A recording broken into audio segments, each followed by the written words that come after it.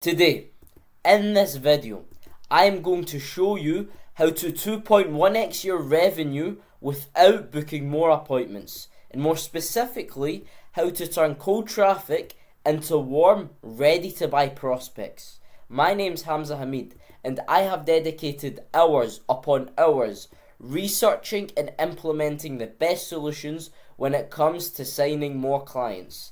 If you want to download this full presentation without me speaking over it, go down below and grab it now for free. Now you may ask, what difference can this make? So let's say this is you now, okay? You have a 60% show up rate, a 20% close rate, and you have a 5k offer. And let's say you book 10 appointments a month. That makes your monthly revenue around 6k USD. Okay? Let's say you learned how to warm up cold traffic. Let's say you increased your show up rate by 15%. You increased your close rate by 15%. You still have a 5k offer. You still book 10 appointments a month, but instead you make over double than what you are making just by increasing your show up rate by 15% and increasing your close rate by 15%. And 75% show up rate, 35% close rate is nothing crazy. It's very achievable if you learn how to warm up cold traffic properly, which is why this video is so important. Here's a brief overview of what will be covered to hopefully get you this increase. Number 1, what should instantly happen after someone books a call? 2, what should happen during the long-term window of a call taking place? So the point between someone booking a call and them showing up, what should happen? And what should happen right before the call? Now, before I get into everything, I want to show you a concept that will help you understanding how buying something actually works. Here's an example of a sales process right here. So let's say someone is scrolling on cold traffic. They come across your ad, they click on it, they are 10% convinced. Their level of conviction and perceived value is only at 10%, let's just say. Now, let's say they click on your ad, they sign up, you view your VSL and they book an appointment. Their level of conviction and perceived value is around 25%. Okay? Let's say you don't warm them up, you don't do anything. They show up to the call at 25%. And during them 45 minutes of the sales call, they had a couple questions, they needed to know more about you. You managed to only get them up to 60% conviction. But the reality is, if you want to sell someone, especially with a product that is worth around 5k or a high ticket product, they need to be 100% convinced to become a paying customer. 60% isn't going to cut it. And there's only so much questions you can answer in a 45, 30 minute, 1 hour sales call, okay? So what is this 40%? What's this gap? This is unanswered objections, lack of exposure to you, and doubt about if you're actually going to get them results or not. Okay? So, what should instantly happen after someone books a call? They are automatically sent emails containing a calendar invite and video link. They are redirected to a page telling them to reply yes to a calendar invite and watch a video. 3. Either you or your setter or your closer are going to instantly call the prospect, telling them to reply yes to the calendar invite and watch the video. So let me go more in depth into step 1. So they are redirected to the page, automatically sent an email containing a calendar invite and the video link. It looks like this right here. So this is what's going to pop up on the website. They're redirected to this page after they book a call. So it's going to say, step 1, confirm your call. Confirm your call by choosing yes to our email, blah, blah, blah. Step 2, you're going to have the video link. You're going to have step 2 right here. Click on this video. And simultaneously, you're going to want to set up an automation for when someone books a call, they receive an email like this. Hi, name, your call will take place on Friday, June 13th. Here is the time, here is the meeting link. For now, I need you to perform these 2 steps below. Step 1, confirm you will show up to the call by choosing yes, blah, blah, blah. I'm not going to read through the whole thing, you get the point, okay? So, what is in this video they are being told to watch? So, this video is just a loom of you answering the most common objections or questions that you get on sales calls.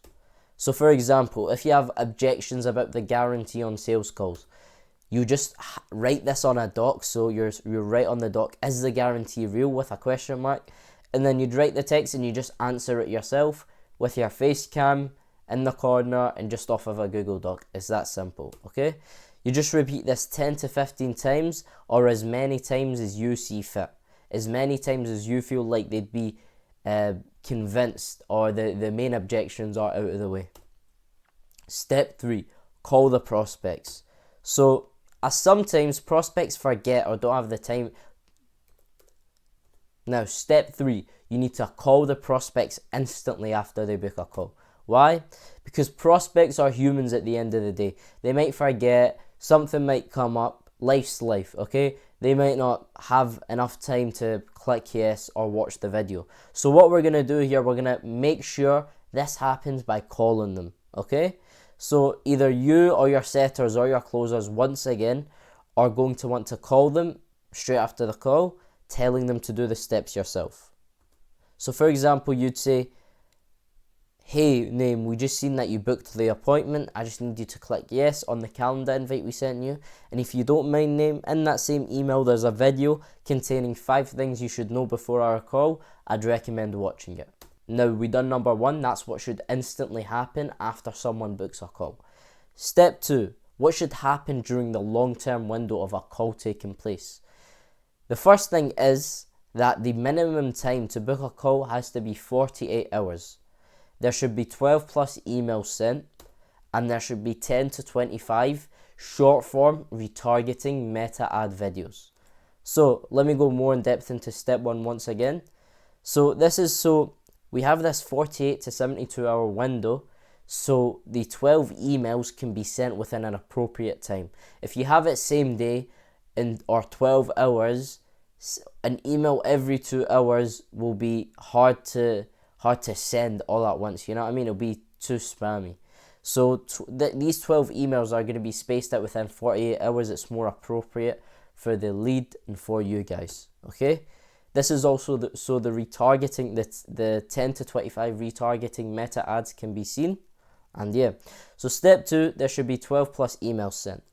This is your perfect opportunity to bring them along that sales cycle right here. So email 1 should go over who you are, where you're based, and stuff about yourself, and a link to your Instagram and a link to your Trustpilot, okay? This lets the client see that you're an actual human and not a scammer sitting in a basement, okay?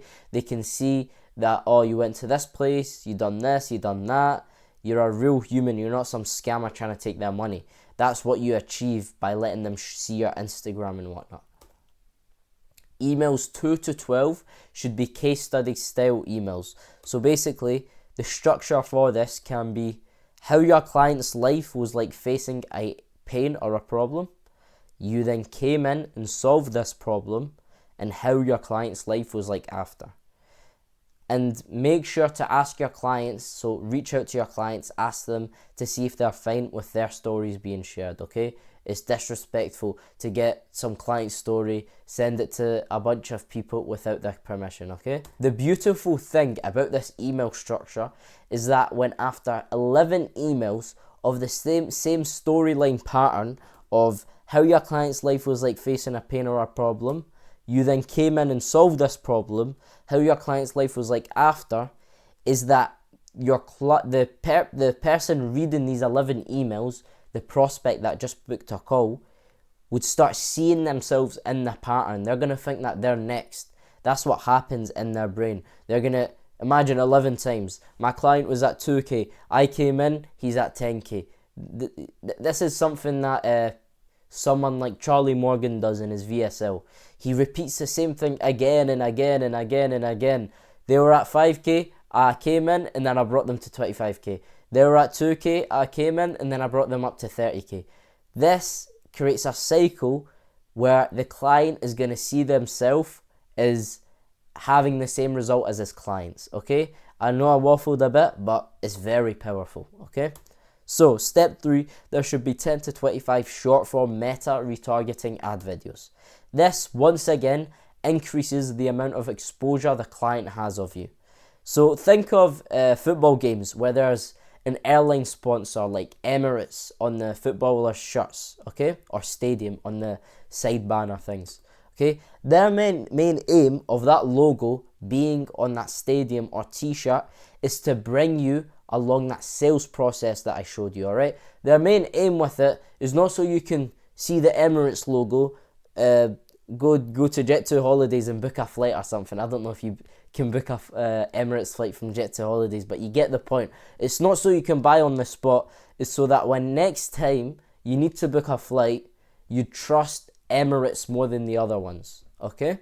So the structure for the 10 to 25 short form meta retargeting ad videos should be the same as a confirmation video, with the exception of the first video of your retargeting ads being the same as the get to know email. So the same thing that you said about in the get to know email, oh, this is who I am am based in blah blah blah, you're going to want to make the first retargeting ad video the same as that, and the rest you want it to be just the same as a confirmation video. So once again, this is going to be you're going to be addressing a common objection or a question that you face on sales calls. You're going to want to answer this and just repeat this 25 times. The length of these videos can be 15, 30 seconds. I'd say the maximum should be a minute. It shouldn't be longer than a minute. And yeah.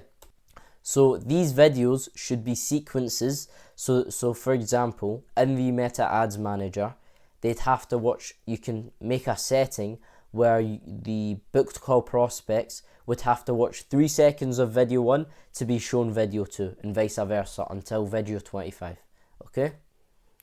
And you're going to want to place the most common objections at the beginning of the sequence and the least common objections / questions at the end. So we have went over what should instantly happen after someone books a call. We've went over what should happen during the long-term window of a call taking place. Now we're going to go over what should happen right before the call. So what happens right before the call? Step 1, 24 hours before the call, send them a selfie video saying, hey name, I see that we're on for 4 p.m. tomorrow. Just wanted to show our roadmap, a custom strategy that I made for you that'll get you X. I'm going to be going over it tomorrow. Can't wait to show it to you, man. Or whatever, something along them lines. The main aim of this selfie video is to increase the show-up rates by making them feel bad for not showing up. So with the previous emails where they had to reply yes, we're just holding them accountable, because when someone says yes to something, they're going to feel bad if they don't show up, or it's going to have more friction to not show up than someone who hasn't spoken to a human, or hasn't spoken to any of your sales guys, or hasn't replied yes or communicated with you.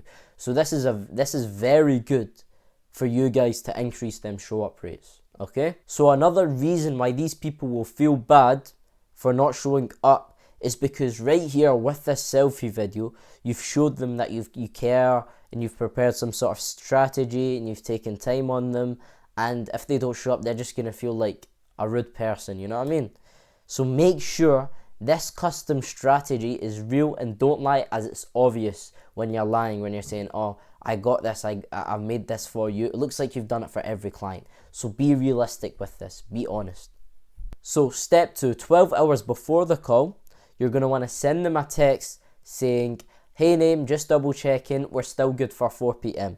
So step 3, 1 hour before the call, you're going to want to phone them saying, hey name, just letting you know that we're on in an hour. Well, what this does is it bolsters everything and makes sure that they can't run away from the call last minute, okay? Because some people last hour, oh, this popped up, something popped up. By calling them 1 hour before, you're ensuring that this does not happen. I hope you enjoyed this video. Once again, if you want to book a free consultation call with me, where I'll go over how I can help you get more leads, booked appointments, and ultimately clients, using these strategies that I've shown you in the video and many other strategies that I'm capable of, feel free to book a free consultation call. And once again, if you want the slides without me speaking over them, you can go grab them down below. And yeah,